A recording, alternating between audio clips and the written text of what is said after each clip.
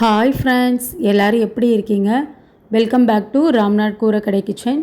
இன்றைக்கி நம்ம கிச்சனில் 5 நிமிஷத்தில் ப்ரெட்டை வச்சு குயிக்கான ஒரு ஸ்நாக்ஸ் ரெசிபி தாங்க பார்க்க போகிறோம்.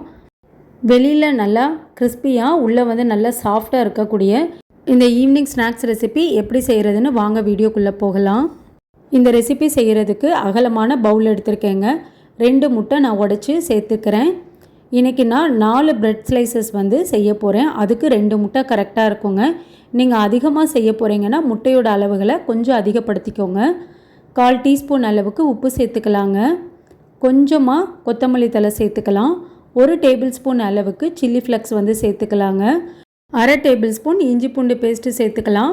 சேர்த்துட்டு நல்லா மிக்ஸ் பண்ணி விட்டுக்கணுங்க. நம்மளுக்கு முட்டை, சில்லி ஃப்ளக்ஸ், கொரியாண்டர் லீவ்ஸ் எல்லாமே நல்லா இந்தளவுக்கு மிக்ஸ் ஆகிடணும். நீங்கள் இந்த ரெசிபி செய்கிறதுக்கு முன்னாடி முட்டையை ரூம் டெம்பரேச்சரில் வச்சுக்கோங்க. இப்போ இந்த அளவுக்கு முட்டையை நல்லா மிக்ஸ் பண்ணி வச்சாச்சுங்க. இனி நம்ம பிரெட் கிராம்ஸ் எடுத்துக்கலாங்க. 50 கிராம் அளவுக்கு பிரெட் கிராம்ஸ் நான் எடுத்திருக்கேங்க. 4 ப்ரெட்டை ஸ்லைஸ் பண்ணி எடுத்திருக்கேங்க.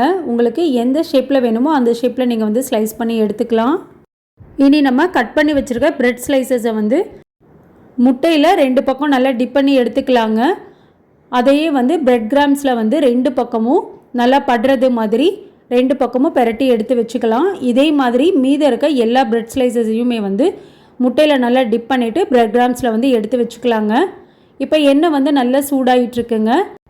இப்போ ப்ரெட்டை ஒவ்வொன்றா சேர்த்திக்கலாங்க. அடுப்பை மீடியம் ஃப்ளேமில் வச்சுக்கோங்க. இப்போ ஒரு 2 நிமிஷம் மட்டும் நமக்கு ஒரு சைடு நல்லா வெந்துரட்டுங்க. அதுக்கப்புறம் நம்ம திருப்பி போட்டுக்கலாம். இப்போ நமக்கு ஒரு சைடு நல்லா வெந்துருச்சுங்க. இப்போ இன்னொரு சைடு திருப்பி போட்டுக்கலாம்.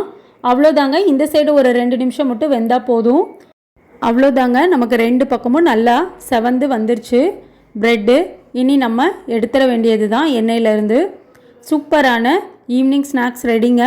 ப்ரெட்டு மட்டும் இருந்தால் போதும். 5 நிமிஷத்தில் டக்குன்னு பசங்களுக்கு நம்ம செஞ்சு கொடுத்துர்லாம். ஸ்கூலுக்கு நம்ம ஸ்நாக்ஸுக்கும் செஞ்சு கொடுத்தா ரொம்ப விரும்பி சாப்பிடுவாங்க. இது கூட நம்ம சாஸ் தொட்டு சாப்பிட்டா இன்னுமே டேஸ்ட்டு ரொம்ப சூப்பராக இருக்குங்க. இதே மாதிரி மீதி இருக்க எல்லா ப்ரெட்டையும் எண்ணெயில் பொரித்து எடுத்துக்கிட்டாச்சுங்க.